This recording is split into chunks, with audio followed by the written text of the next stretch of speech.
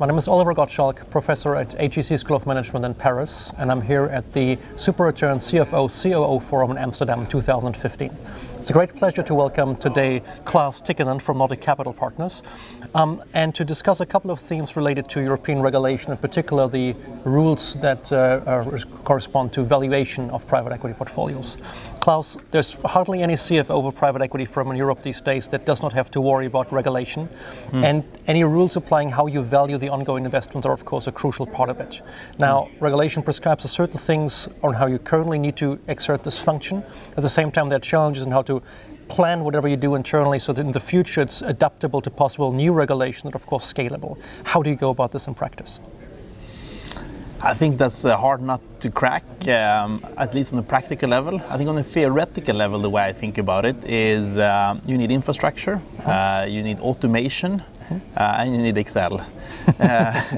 And with that, I mean, you can't do it all in Excel. You can't do it all by hand, obviously. You need to tailor an infrastructure, a tool, a set of IT systems that can plug straight into the portfolio companies that the fund owns to get reporting in a very easy manner. You need to build in financial controlling rules that will check the data, spot anomalies. And the more automation you get, the less manual labor you have to put in. And then in the end, though, I always believe having the last mile in Excel, because that is just superiorly adaptable. Now, one of the specific requirements of AIFMD is to have an independent valuation function. That must be a challenge, in particular as in private equity. You have different claims on valuations. Some LPs want the valuations to be as conservative as possible, others want them to be maybe not entirely conservative, but as realistic as possible. Now you're going to outsource this to an independent party. How do you go about that? I think the way we have gone about it is to use the AIFMD, the portion of the regulation that says you can actually do it in-house, but you need to be independent from essentially the deal teams. We have not wanted to outsource it completely to an external party, and I know more and more external parties are actually declining this type of work due to litigation, fear of litigation. We have crafted what we call a fair value committee. It's completely separate from the investment deal teams, but it has some investment deal team representatives on it. It has sufficient management clout internally by having our two managing partners on it. I'm also on that board. And that fair value committee also have representation from operations and our controlling team. It also has an observation seat for our investor relations department, but I want to stress that that's an observation seat. Feeding the fair value committee with the proposal on how to value the portfolio, you could either choose to have the investment teams or an independent function, and we have chosen, and I think that's more in line with the directive, we have chosen to have an independent controlling and valuation team. So they prepare a proposal, and typically that is iterated 2 or 3 times in the committee, and we meet every quarter in the committee. Is there enough data already to sense if in any way the different process, the elements that are, let's say, encouraged or required by regulation lead to really different outcomes? Or would you say that it's, within margin of error, not fundamentally changed compared to what you had before? I think we cannot provide that data because we've already had this in play long before the directive came on board. So it's quite hard. I mean, we came straight into this model.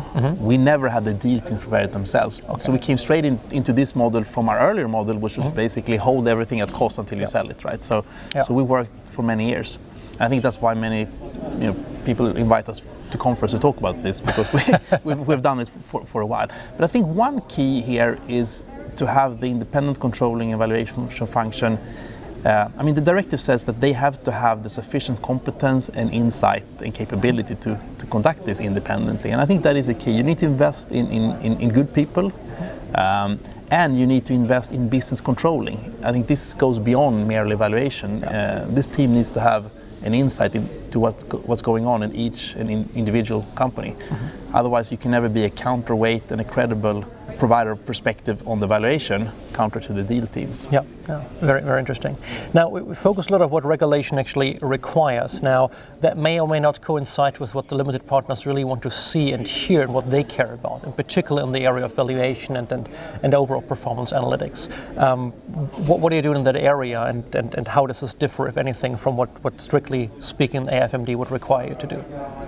I mean, you have to look at the AFMD, the directive, in relation to other pieces of guidance, for example, the ILPA guidelines and the IPEV guidelines. And I think part of the tension that I feel with some of the LPs comes around the fact that, according to the IPEV guidelines, we have a bit of a machine that develops a valuation mark to market, benchmarked against a subgroup of peer companies. And that does not in any way, shape or form guarantee that we could actually sell the portfolio company at that value, right? Because each company is unique. Yep. There may or may not be a market at that value. The clearing price may be entirely different. And from time to time, we have investors speaking either to us or to our deal teams that meet. Each individual partner in our organization meets investors frequently, and you'll have a partner saying, "Yeah, well, this is a good valuation. I mean, I understand how the team did it, but I could never sell at this price." Obviously, So I think a lot of investors have a hard time reconciling the prescribed approach that we and many others follow with the clearing price philosophy. And then you have some tension, as you mentioned, Oliver, on some LPs seem to have a penchant for or even to be remunerated on the quarterly performance of the holdings that they are responsible for. And obviously, they don't really appreciate if we're too conservative. Others have other reasons for wanting to keep the valuation conservative. Sometimes I suspect that it seems to correlate with LPs that have a secondary trading unit. I don't want to put any value into that, but and the way we manage around it is to have our own perspective on what the value is, following all of these guidelines, and with kind of an eye on a possible clearing price. Very, very interesting. Now, Nordic Capital is certainly among those firms, as you described, who's been at the forefront of this, and you went already for some time through the process of kind of industrializing this and having all of this in place. In addition to what you just mentioned already, what are pieces of advice that you would give to younger, smaller, or other private equity firms who are still on the path of getting there, to getting these things set up? For instance, the choice of internal versus external valuators, and what are lessons you learned in the process? We've chosen to keep it internal, but separate from the deal teams. And I think there's a lot of reasons for why you want to do that, but it's up to each individual firm. I think even if you outsource, you may benefit from setting it up yourself and then having something to outsource, just to be in control of how things are being done. I think one of my biggest pieces of advice is you need sufficient management stature or position of this. Create a committee or whatever you want to call it. Make sure you have your managing partner on it. You need the backing of senior partners of the firm. And the second thing is invest in the infrastructure. Make sure you automate this to the extent possible. If you're a very small fund with few holdings, you can do it all in Excel, but try to automate it. And then invest in business controlling, so you understand the companies and can challenge the deal teams. Just picking up on the first point you mentioned again, but the internal versus external, you'd certainly chat with your peers as well. Is there any signals from the LP community that they have a preference for you do it in-house versus externally? Is it easier for some private equity firms to defend evaluation by being able to point to their third parties as well? Mr. LP, if you're not happy with it, it's not my choice. It's been the external service provider valuing our deals for us, so we have no control over it. I don't see any strong sentiment among our LPs. I think they seem to be fine. We actually get a lot of accolades for the way we do it. I think some LPs have mentioned that they appreciate our approach and that we do it ourselves because we can actually explain it. We don't point to somebody else and say, you go ask them. Because typically the external party is reluctant to speak to your LPs anyway. But there may be pros and cons. We're very happy with our approach. Very good. Klas, thank you so much for your time today, and enjoy the rest of the event here. Perfect. Thank you, Oliver.